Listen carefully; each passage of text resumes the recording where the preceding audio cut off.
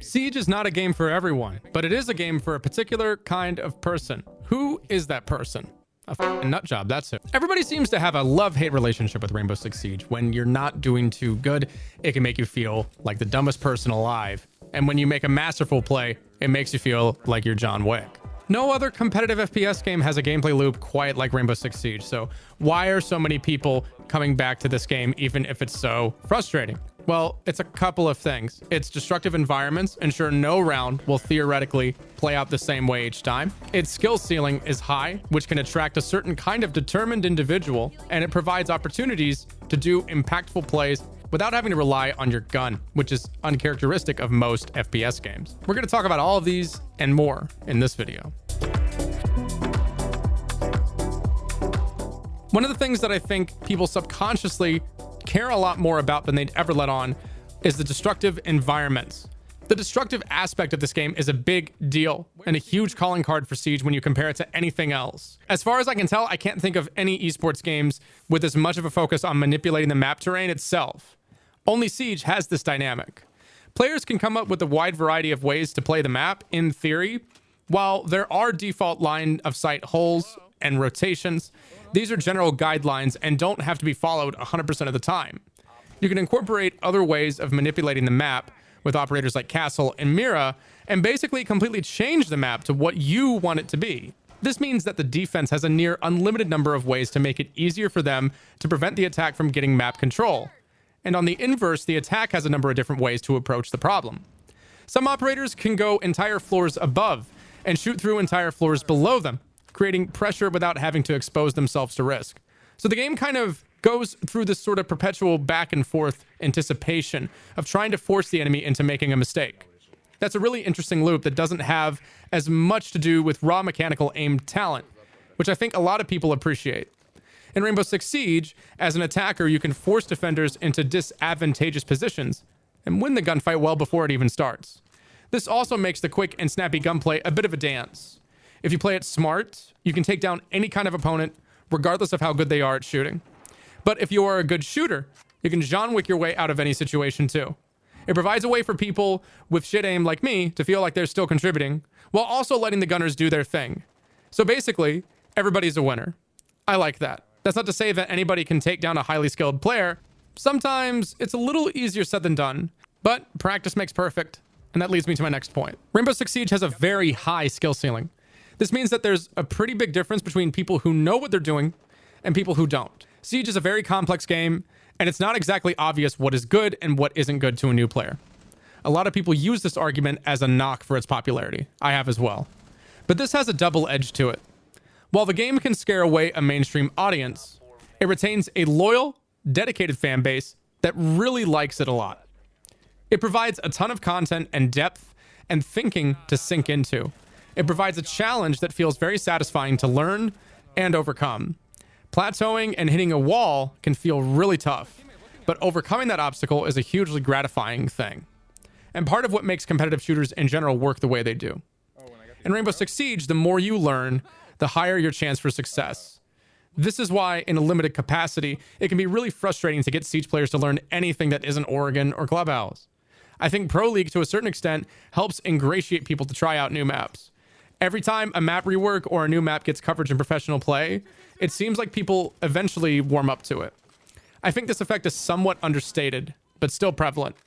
As Consulate and Nighthaven Labs get more attention in the recent games played out in Pro League at the moment, the more people will start to realize that some bomb sites they normally never touch are a lot more viable than they ever would have thought. We see certain kinds of operators' effective loops play out. IQ suddenly becomes an operator that isn't completely useless when we realize that she can peer into this giant building and help her team surgically dismantle the electronic setup of vault cams, Fenrir mines, and the like. Consulate became a lot less maze-like and has an ebb and flow to it that makes a lot more sense, at least to me. You never stop learning with Rainbow Six Siege.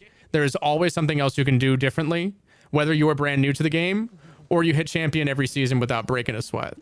But even if you are starting out, there are things that you can do that have nothing to do with aiming, which is where I get into my next point. While Rainbow Six Siege does reward people with good mechanical aim, it only rewards them to a point.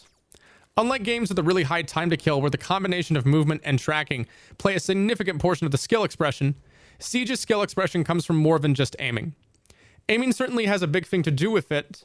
If you are a lights out aimer, you can put yourself in positions other players can't. You can take more risks. You can move more quickly. You have a lot more flexibility.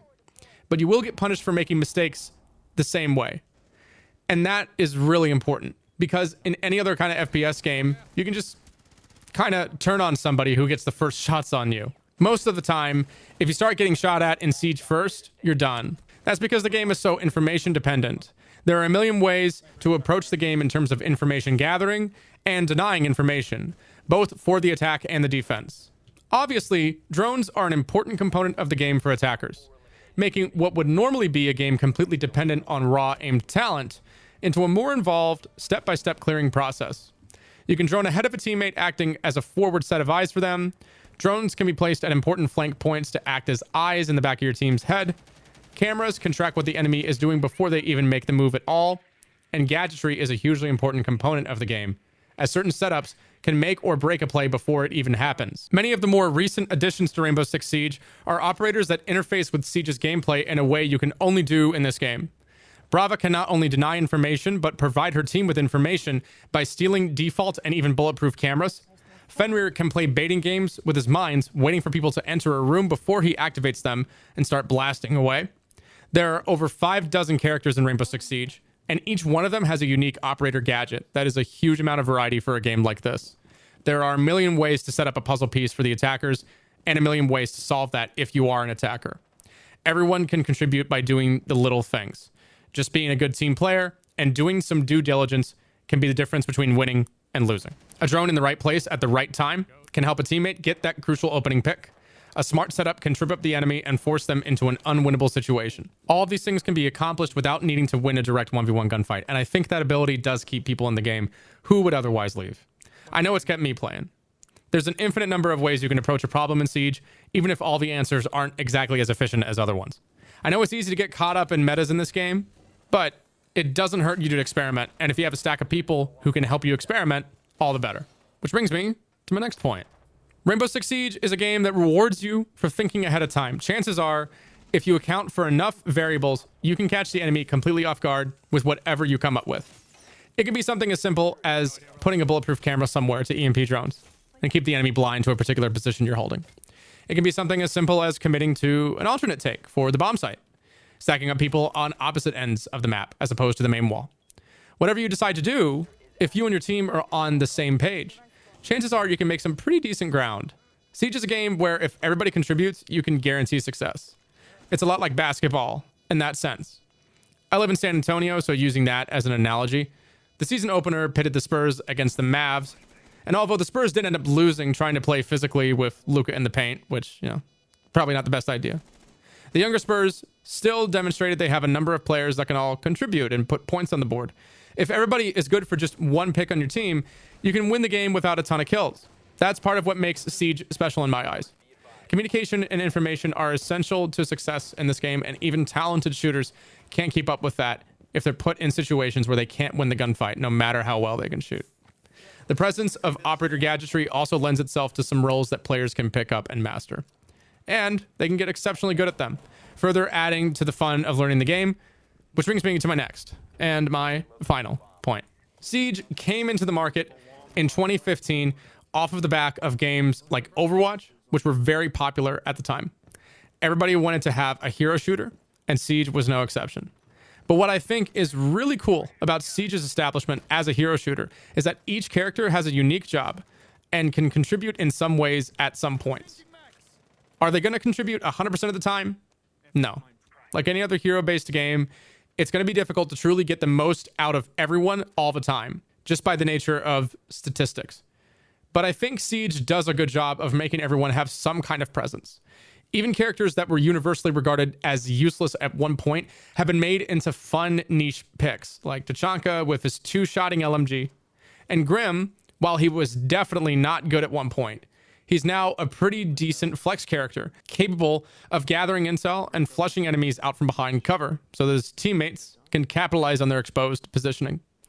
Just about every operator has some kind of way to fit into a puzzle piece for any particular site, even if some aren't making amazing fits. It really just depends on what you personally are trying to do. For instance, you might think that the character I'm playing right now, Fenrir, is solely dedicated as an anchor, but instead, I like to play him a little bit more aggressively. I like to put the Fenrir traps in unique, little cubbies, stuff that's hanging on the ceiling, things that are kind of out of place that people wouldn't expect to see, and then pounce on them like a trap operator. I can even create phantom pressure by activating a code on one trap and then deactivating another one, always guaranteeing that that particular trap can be activated at any point. This combination of intel gathering plus the ability to set traps makes Fenrir into a really dynamic gunfighter in ways that I don't think other trap operators can really play as in terms of efficiently holding top floor roams. But this is just one particular gameplay loop that I discovered with one character, and I encountered it after a pretty decent amount of time, not a crazy amount of time, but I got a little bit more comfortable taking him away from the site, and now I have a pretty decent idea of where to put Fenrir traps for a number of different sites. That is a gameplay knowledge loop. That is rope memorization that somebody can learn over time, and then that rewards you for putting more time in, for staying invested, for continuing to play the game. That's good. That is the point of multiplayer games. That is a loop that you are selling to people. That is your live service. And despite all of the problems that people think the game has, I still think that Siege does a good job of this. Complexity is a blessing and a curse. It makes the game difficult to market on a mainstream level, but its community is dedicated, it loves the game, and it loves learning it.